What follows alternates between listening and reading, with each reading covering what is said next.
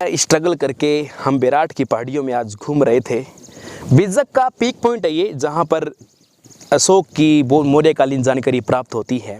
बहुत घूमे, बहुत स्ट्रगल किया, लेकिन इस बिंदु पे आने के बाद अभी इस दोस्तों शाम का धूप का टाइम है, हमें एक गर्म चट्टान पे बैठे क्या आनंद आ रहा है, बड़ा गजब का आनंद आ रहा है। तो आज संजय मेरे से काफ़ी सवाल कर रहा है, बीच बीच में बार बार बोला सर एक वीडियो चालू करवाओ और स्पेशल आपसे क्वेश्चंस करने हैं, कुछ सवाल करने हैं, बोला वो वीडियो के अंदर करने हैं। तो आज संजय पता नहीं क्या तैयारी करके आया है और क्या पूछना चाहता है, इसके दिमाग में क्या चल रहा है आई डोंट नो, पर संजय ही बताएगा अब क्या चल रहा है। संजय मैं तैयार हूँ, क्या पूछना चाहते हो आप और आपको लग कैसा रहा है, सारी बात शेयर करो आप मेरे साथ।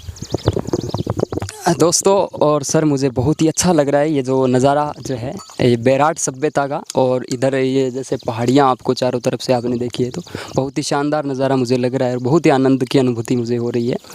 आज सर ने मुझे रात को ही बोल दिया था कि सुबह हम चलेंगे, जो डॉक्यूमेंट्री शूट होगी वो होगी बैराठ सभ्यता की, जो कि शाहपुरा उपखंड के अंतर्गत आती है। बैराठ सभ्यता जो है आपके बौद्ध धर्म का प्राचीन केंद्र माना जाता है।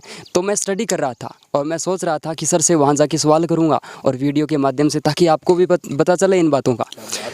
तो सर मैं यहाँ से सबसे पहला सवाल, और जो कॉमन सवाल है, जो एग्ज़ाम की दृष्टि से रहेंगे सभी सवाल जो है, क्योंकि हमें एग्ज़ाम से मतलब रहता है।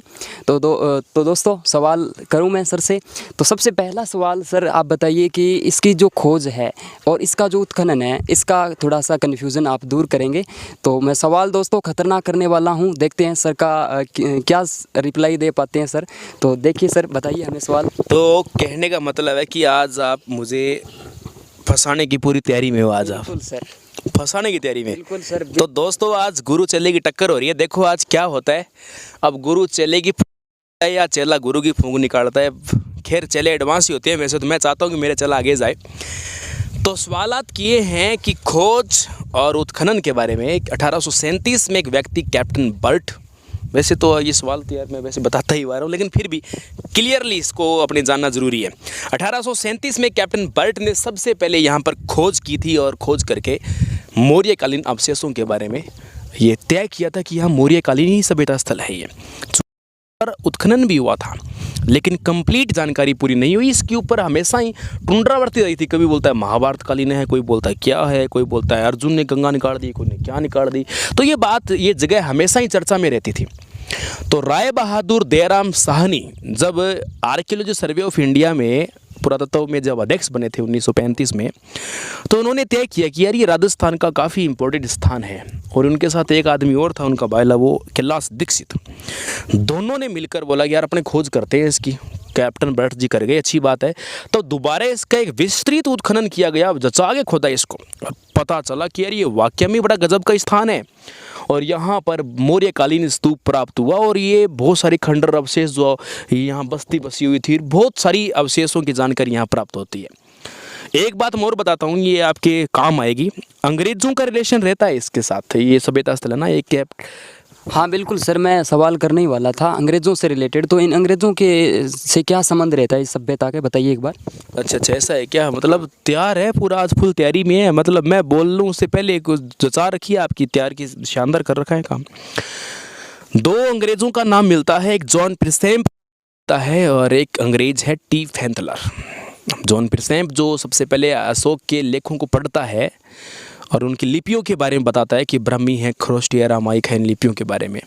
और इसके अलावा एक नाम टी फैंथलर है जो खोज करता है अशोक के लेखों की। क्योंकि केवल संजय ये एक ही स्थान ऐसा नहीं है जहाँ पर अशोक के शिलालेख मिलते हैं, ठीक है।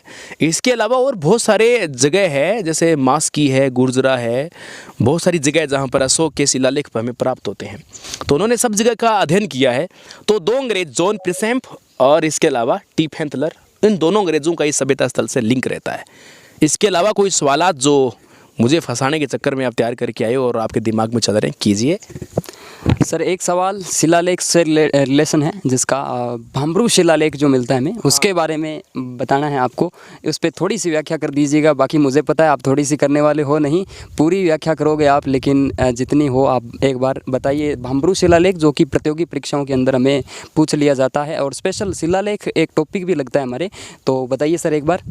कोई बात नहीं, टॉपिक लगता है तो टॉपिक थोड़ी ज़्यादा जितनी जानकारी है पूरी देंगे, आप काहे टेंशन ले रहे हो। तो भाम्बरू हैं, जैसे कि भी मैंने बताया कि गुजरा है, मास्की है, भाम्बरू है, 4 लिपियों में शिलालेख इनके आया करते थे। पाली भाषा उस ज़माने में होती थी। तो भाम्बरू शिलालेख जो है यहाँ से हमें प्राप्त होता है। क्या हुआ कि अशोक की ज़िंदगी बड़ी विवादों में रही है। वैसे पहले जो राजा बना 4 साल तक भाइयों तक संघर्ष किया और संघर्ष करके राज्याभिषेक करवाया। स्टार्टिंग था ये 261 ईसा पूर्व जो समय था, उस टाइम एक कलिंग अभियान आया।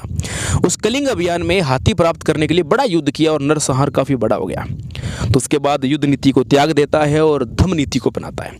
उसी धम्म नीति का धार्मिकता और बौद्ध अपनाने की जो उल्लेखता मिलती है ना, वो अपने को इसी भाम्बरू शिलालेख के अंदर प्राप्त होती है। सम्राट अशोक ने किस प्रकार से धम्म नीति को अपनाया था और बौद्ध धर्म का अनुयायी था, क्योंकि अलग अलग बौद्ध ये मौर्य 3 शासक मुख्य हैं, टोटल 9 थे, जिनमें से चंद्रगुप्त है जो जैन को फॉलो करता है और बिंदुसार आजीविक धर्म को फॉलो करता है। उसी में से ये आपका अशोक बौद्ध धर्म को फॉलो करता है। तो बौद्ध धर्म में धम्म नीति अपनाना एक बहुत अच्छी बात है। ये तो उस बात का ही कंप्लीट विस्तृत जो वर्णन है आपके भाम्बरू शिलालेख में मिलता है। यहाँ प्राप्त हुआ था वो, लेकिन वर्तमान में कलकत्ता संग्रहालय में रखवाया गया ब्राह्मी लिपि का वो शिलालेख है। 4 प्रकार की कुल लिपियाँ इनकी हुआ करती थी।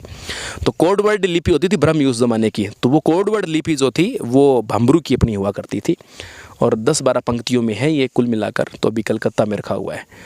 इतना मैं जानता हूँ इसके बारे में। अब और कुछ आपके दिमाग में चल रहा है तो और पूछ लीजिए।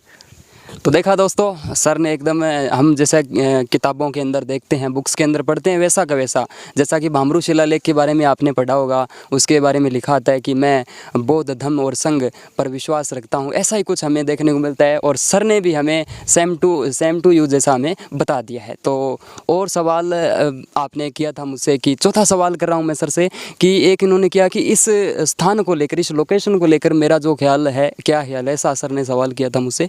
तो मेरा बहुत ही अच्छा यहाँ पर प्रकृति का नज़ारा जो है, यहाँ पर पहाड़ियाँ हैं, बैराट सभ्यता जो कि 3 पहाड़ियों से घिरी हुई है और 3 पहाड़ियों में नाम लिया जाएगा। और ये सवाल मेरा रहेगा कि सर वो 3 पहाड़ियाँ कौन कौन सी है, तो बताइए सर, और वो 3 पहाड़ियाँ कौन सी है जल्दी से जल्दी हमें, और इसका वेट रहेगा हमें।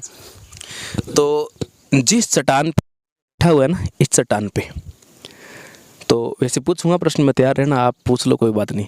ये चट्टान जो आप देख रहे हैं, ये जो एक चोटी का चोटी के पीकर पर हम बैठे हुए आज। 3 पहाड़ियों में ये बैराट सभ्यता फैली है, बिजक डूंगरी, भीम डूंगरी, गणेश डूंगरी।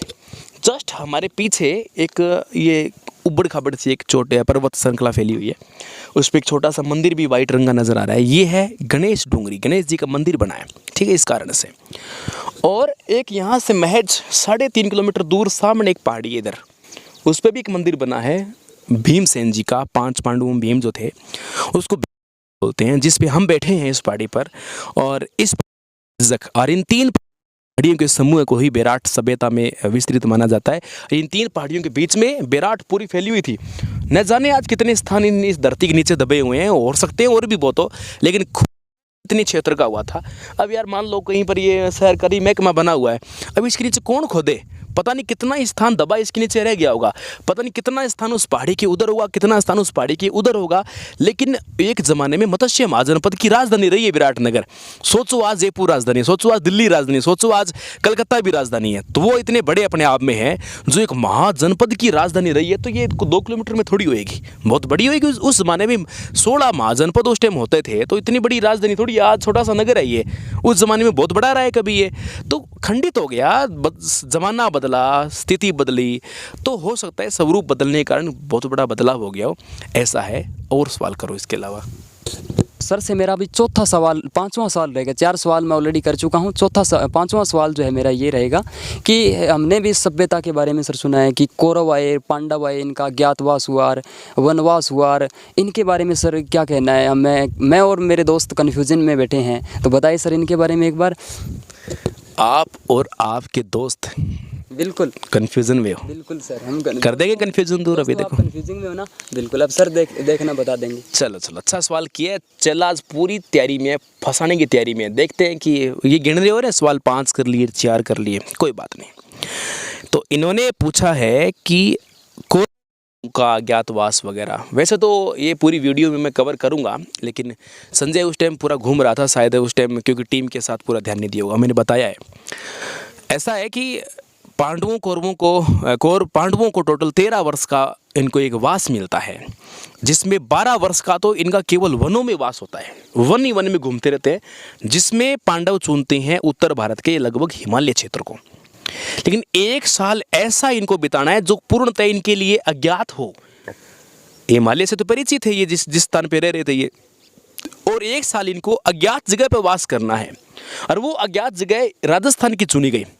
आप ताल छापर पढ़ते हो, मंडोर पढ़ते हो, पुष्कर पढ़ते हो, है ना, ये आपका बेराट पढ़ते हो, ये वो स्थान है जहाँ पर सभी जगह पांडव अज्ञातवास यानी 1 साल तक भटकते रहे थे। तो पांडव यहाँ सबसे लंबा टाइम बताया था इस एरिया में, क्योंकि ये रमणीय स्थल है और ये उस महाजनपद काल में काफ़ी ज़्यादा अट्रैक्टिव स्थान होता था, और ये सबसे पास में इधर से इनके कुरु प्रदेश के पास लगता था, इस कारण से। तो यहाँ 1 साल अज्ञातवास यानी 13वें साल को अज्ञातवास बोलते हैं, और 12 साल उनके वनवास के हुआ करते थे। तो ये अज्ञातवास को और वनवास को लेकर कन्फ्यूजन आपका दूर हो गया होगा। 12 साल का वनवास, 1 साल का अज्ञातवास। सवाल खत्म हो गए या और करोगे? सर बस हो गए ख़त्म हो गए सर, इतने।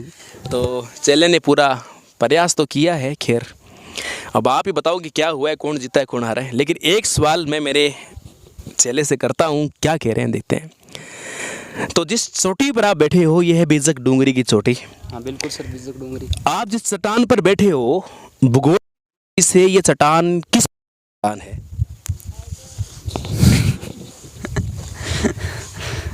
भूगोल की दृष्टि से किस प्रकार की चट्टान, इस प्रकार का सवाल सर। हाँ, ये चट्टान, ये चट्टानों के प्रकार तो होते हैं सर। चट्टानों के प्रकार होते हैं, बट ये चट्टान तो मुझे लग रहा है पत्थर की है।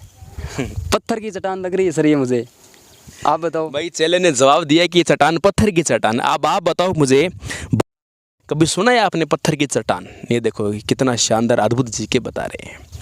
चट्टानों के प्रकार होते हैं। अपशिष्ट चट्टान आपने पढ़ी होगी, रॉक्स एक टॉपिक लगता है आपके रॉक्स के नाम से, और उसी रॉक में एक नाम आपने बेसाल्ट पढ़ा होगा।